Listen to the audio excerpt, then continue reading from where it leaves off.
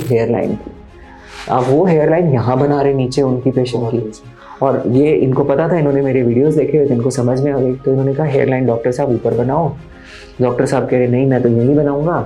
फिर ये कहते अगर आपने मेरी स्ट्रिप नहीं काट रखी होती ना तो मैं अभी उठ के चला जाता। अब आपके बाल आपने निकाल लिए हैं तो मैं कुछ कर नहीं सकता, बट आपको हेयर लाइन मेरी ऐसे ही बनाओ।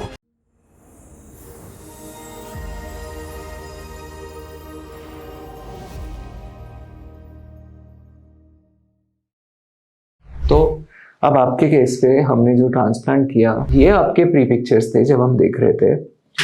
आपके हेयर लाइन को हमने बहुत ज़्यादा नीचे नहीं लेकर आए, और यहाँ पर आपके बाल कम थे। तो बेसिकली जब हम हेयर लाइन पे डिसाइड करते हैं और यंग एज पे, तो हमारी कोशिश होती है कि हम इन्वेस्ट बालों को यहाँ करें अंदर, जो हमने आपके किए, कि कल को अगर आपकी थिनिंग होती है। और ये सब उन लोगों के लिए है जो लोग ट्रांसप्लांट के लिए सोचते हैं, देखते हैं, पर कम से कम इन बेसिक्स को समझ लीजिए। एंड थैंक यू श्रेयांश, आप सबको बता रहे हैं ये बात अच्छे से, ताकि ज़्यादातर लोग आपकी तरह बिल्कुल मिसगाइड ना हो और वो आपकी तरह एक अपने लिए सही सॉल्यूशन चुन पाए जहाँ पे भी ट्रांसप्लांट कराएं।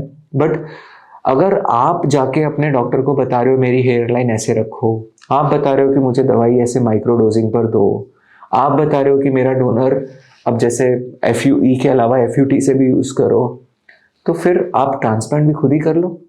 डॉक्टर का करना ही क्या है। तो मेरे पास एक पेशेंट आए, अभी कुछ दिन पुरानी बात है, बोले जी वो एक बहुत फेमस क्रिकेट ओपनिंग बैट्समैन रहे हैं, उनका ट्रांसप्लांट एक क्लिनिक ने किया था रिपेयर, और हमें लगा कि वहाँ बेस्ट ट्रांसप्लांट हो सकता है। पर मैं आपके वीडियोस देखता था सर, पर आपके वीडियोस में मतलब मैं देख के मुझे समझ में भी आ गया कि आप बेस्ट करते हो, बट आपका टाइम ही नहीं मिला। मैं US रहता हूँ और वहाँ से मैं आ नहीं पाया, तो टाइम उनका मिल गया। मैंने कहा ये भी बढ़िया है जब इन्होंने इतने बड़े क्रिकेटर का किया है तो ट्रांसप्लांट। अब ये क्लिनिक FUT नहीं करता, ये क्लिनिक दवा भी पूरी देता है, और ये क्लिनिक जो है मतलब और भी कई चीज़ें थी, तो खैर हेयर लाइन वगैरह। तो अब ये गए वहाँ पे ट्रांसप्लांट कराने, तो इन्होंने पहले तो शर्त रख दी जाके कि मेरे को FUT प्लस FUE चाहिए। अब वो करते ही नहीं है, उनको आता ही नहीं है। तो वो बोल रहे पता नहीं कि हमारे उन्होंने कोई डॉक्टर बुलाए जो पता नहीं गायनेकोलॉजिस्ट थे या ENT। अब गायनेकोलॉजिस्ट या ENT सर्जन अगर स्ट्रिप आके काट रहा है तो आप मतलब आप क्या क्या करेंगे। तो उनकी स्ट्रिप हमने देखी, बहुत नीचे से कटी हुई थी। ये तो उन्होंने बोल दिया ऐसे करेंगे। अब वो दूसरा फिर बात हुई हेयर लाइन की। अब वो हेयर लाइन यहाँ बना रहे नीचे उनकी पेशेंट की, और ये इनको पता था, इन्होंने मेरे वीडियोस देखे हुए थे, इनको समझ में आ गई, तो इन्होंने कहा हेयर लाइन डॉक्टर साहब ऊपर बनाओ। डॉक्टर साहब कह रहे नहीं मैं तो यहीं बनाऊंगा। फिर ये कहते अगर आपने मेरी स्ट्रिप नहीं काट रखी होती ना तो मैं अभी उठ के चला जाता। अब आपके बाल आपने निकाल लिए हैं तो मैं कुछ कर नहीं सकता, बट आपको हेयर लाइन मेरी ऐसे ही बनाओ। अच्छा फिर दवाई, तो डॉक्टर साहब फुल डोज दवा दे रहे थे ट्रांसप्लांट के बाद, और बहुत कोशिश करी कि ये खा ले खा ले खा ले। उन पेशेंट का हेयर लॉस उतना ज़्यादा था नहीं प्रोग्रेसिव, तो उसको ज़रूरत नहीं थी, उसने नहीं ली। अब ये सब बातें उसने मुझे तब बताई जब वो मेरे पास रिपेयर कराने आए, और अब मुझे बोल रहे कि जो भी मेरा ट्रांसप्लांट हुआ उसका सारा क्रेडिट आपको जाता है।